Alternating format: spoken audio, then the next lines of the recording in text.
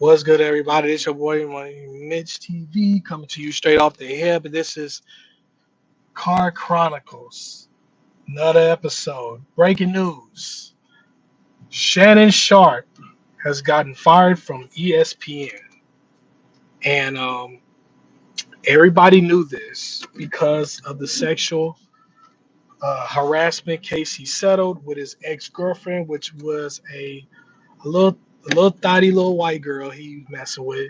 That was an OnlyFans model that he was messing with, and he settled the case. And after he'd been off, he settled the case, and then after he settled the case, 2 weeks after the case was settled, this afternoon ESPN has fired Shannon Sharpe. And here's my opinion on it. Let's just be real. This is the reason why dick discipline is the number one key for men. And if you notice, a lot of men are losing money off of their penis. Shannon Sharpe had $100 million contract on the table with ESPN, and then he had another $100 million contract, a podcast deal with another company. So Shannon Sharpe would have been making $200 million, something like that. And he fucked the shit up because of dick discipline. Messed with a young ass chick that was way out of his league, that was an OnlyFans model that was known for doing dominatrix type stuff, submissive porn, all of that crazy shit. But he succumbed to the demonic energy of his dick. So I feel bad for Shannon Sharpe, but he should have known. The people been warning him for the last year. Cat Williams warned him. Monique warned him. Other people that went on his show have warned him. Chad Ochocinco warned him. Shannon did not listen because Shannon was arrogant and cocky. And he felt like because he was the breadwinner of his situation, he didn't have to fucking listen to nobody. And I learned this a long time ago. When you're very cocky and you're not humble, God will make you humble. God will humble you. And it's just crazy, messing with them white girls, fucking with them white girls. And I remember my mama told me a long time ago, don't be fucking with them white girls. If you're a successful black man, don't fuck with them white girls. You know, don't mess with not just white girls. Don't mess with any woman while you're successful. You can lose money. And people was like, Shannon Sharpe was found not guilty and he settled. But people forget when you're signed to a conglomerate like ESPN that is owned by Disney, there's a thing called moral clause in contracts where if you do something outside of the company, it's going to reflect on you what you do in the company. So those moral clauses he had, the only person that got away from the only person that beat that type of was Tiger Woods, because people forget Tiger Woods had a different type of moral clause where if he did something off the golf course, he would not get penalized by Nike. And Tiger Woods was able to, serve the rest of his contract with Nike, and now he's not a Nike athlete no more. He didn't get cut. He let his contract run out. But Shannon Sharpe, on the other hand, he was set to make about maybe $200 million off of his podcast deal and his contract with ESPN, and he messed that up because of the bullshit he was doing, and it's just sad. And then dick discipline is number one thing. That's why young men need to just be careful. Like if you're on a job and you're making a lot of money, don't start sleeping with the women on your job. I've seen this done so many times in corporate America where men making $200,000, and they fucking with the woman in the call center, and then it gets out on the company where, oh yeah, one of the executives is smashing one of the women at the call center, and then they lose, and then the woman will still have her job, but the man will lose his job because he was quote unquote fraternizing and all of that. Where, and I've seen it so many times. You can lose money off of just doing dumb shit like that. So that's why, I'm glad I'm married, and even me being married and then dealing with women on my job, I usually just I usually just act like they ain't there. I don't be trying to do other shit and all that. I stay to myself. I don't try to. If I do talk to a woman, it's work related stuff. It's work related stuff.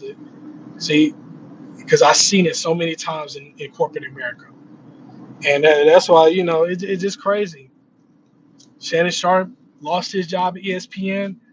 A lot of sports analysts on their podcasts have said that he might not get hired back into ESPN because it's crazy. It's crazy. And look, now Shannon. And here's the thing: Shannon Sharpe getting fired has messed up Stephen A. Smith's credibility. Here's the reason why: Stephen A. Smith was the one that fought for Shannon to get on the shows. Stephen A. Smith fought for Shannon to get hired. The executives at ESPN did not want Shannon Sharpe at first.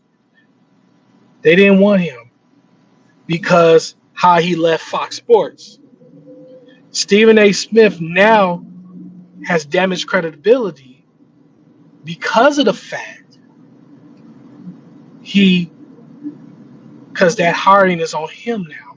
Now the executives ain't gonna trust Stephen A. Smith no more. So now Stephen A. Smith saying, "Hey, I want to hire X, Y, and Z." Executives is going like, no, we're gonna hire whoever we want to hire. So you're gonna see a whole lot of changes at ESPN because Shannon, I knew he wasn't gonna last at ESPN when that lawsuit came about with sexual harassment. ESPN was not gonna let him back. See, that's why, even though like Stephen A. Smith lost credibility, but one thing I can say about Stephen A. Smith, when it comes to him and his relationships with women, you don't see Stephen A. Smith dating 21-year-old women or dating different type of women that lives a crazy type of lifestyle. Most of the women Stephen A. Smith have dated, if you notice, were women around his age that was in their early 40s, mid 50s. That was, even though Stephen A. Smith is almost 60, that's the age range he been dating in, between the early 40s, late and mid 50s. He stay in that range. He stays in his lane. And then where Shannon Sharpe, on the other hand, he's dating 20-year-old women that's barely out of high school, that's young and dumb, and he think he can keep up. See, it's a Shannon moves reckless, very reckless when he deals with women. So and then you try to keep it all private. And then you dealing with an OnlyFans model too. That's what makes it even worse for Shannon Sharpe. He was dealing with an OnlyFans model. So I can't. I feel bad, but at the same time, I can't feel bad for Shannon Sharpe. So it is what it is. I don't think Shannon is going to get hired at another network because Joy Taylor just got fired also from Fox Sports. I don't see Joy Taylor going to another network because now she has a reputation of fucking all her bosses to get a leg up on everybody. And now Shannon Sharpe, he has a reputation of doing some weird shit outside of work. And that because Shannon Sharpe already have worked for Fox Sports twice. He had two stints for Fox Sports. Then he worked for CBS. People forget that. Shannon Sharpe worked for Fox Sports in the mid 2000s during the football season. Then he worked for CBS. He worked for CBS on the football stuff. Then he worked for Fox Sports again, and then he got let go. Then he was at ESPN for not even, maybe about a year, and got let go. So it's sad. What only networks that will pick Shannon Sharp up is going to be one of these little small networks that needs somebody. And Shannon need to really turn his life around and just be like, look, I'm gonna leave the young hoes alone. I'm gonna boss up. I'm gonna turn my life around, leave the young hoes alone, start dating women my age, more mature women that can handle my lifestyle and all of that. And that's what Shannon need to do. He need to boss up a little more. And even though, and like I said earlier, God finds a way to humble you. When you're too high on your horse, God always find a way to humble you. So yeah. All right, enough Shannon. Another news. Gilbert Arenas just got arrested this morning for running a illegal gambling business in his house, which is crazy work. So when I first and this was reported by Yahoo Sports, reported by other, also by TMZ.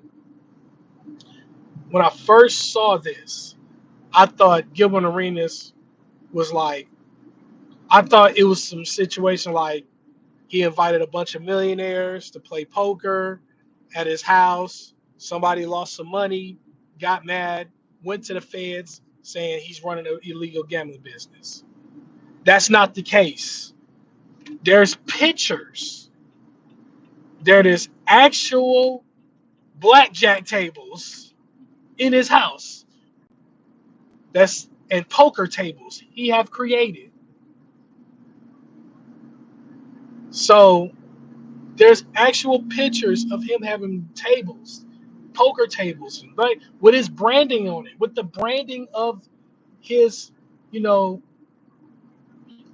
of him, which is crazy work. So now Gilbert Arenas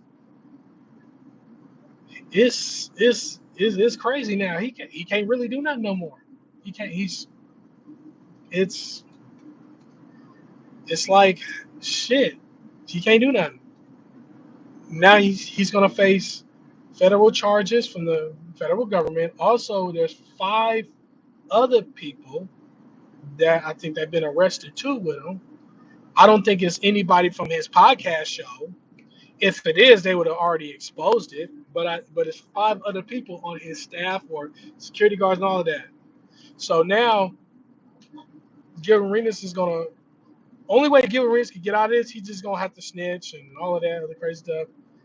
So Gilbert Arenas is not a street dude, but if he do snitch or say, how he started, who was in on it, I think he'll be all right because he's not a street dude. He don't go by the street nigga code. So I don't care if he told on somebody. But Gilbert Arenas, he ran an illegal business, which now he gotta, it's now he's going to federal prison, and it ain't it's crazy how he got reported. Because look, let's just be real. There's illegal gambling houses everywhere, even in the hood. There's a lot of them in the hood. There's a lot of people that invite other people to play poker and shoot dice and be having illegal gambling parties. But you don't see a lot of people going back snitching. So somebody had to go back and snitch on Gilbert because they lost some money. It had to have been somebody that got mad at Gilbert, went back and snitched.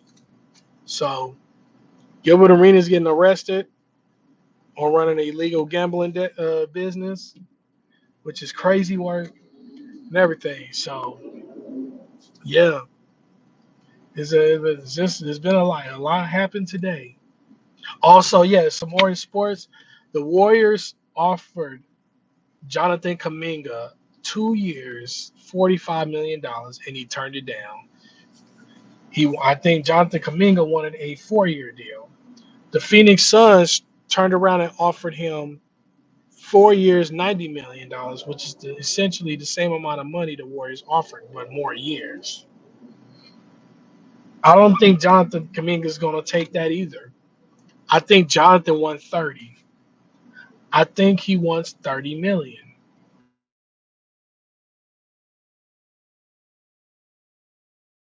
He's aiming for it. Now people don't know this. Jonathan Kuminga is in his rookie extension, and there's different tiers of salaries for in the NBA. A lot of people don't know. There's the rookie salary when you first get in the league. Then you get your rookie extension, which is like the new max. It's like the old number for the max, where what people was getting 20 years ago, that's what rookies are getting in their rookie extension. And then after the rookie extension, it's the super max. It's the max. No, it's the max, then the super max. So usually the rookie scale contract is between like 40 to 50 million. And then after that rookie scale contract, then your rookie extension is like 120. It's low as no, let's take it as low as like 80 million all the way to like 150. And then the max is like it's like 150 to 200. And the super max is like 200 to 350. So that's like the scale. So Jonathan Kaminga really wants like he really wants 4 years, 150. That's 30 a year. And the Warriors not gonna give him that. So they've given him 23 and a half, which he wants 30. And the Phoenix Suns offered the same money but more years. But if he do accept the Phoenix Suns offer, he's going to request a bigger role from the Suns because Kevin Durant is not with the Suns no more. Bradley Beal's not with the Suns no more. So now you just got Devin Booker.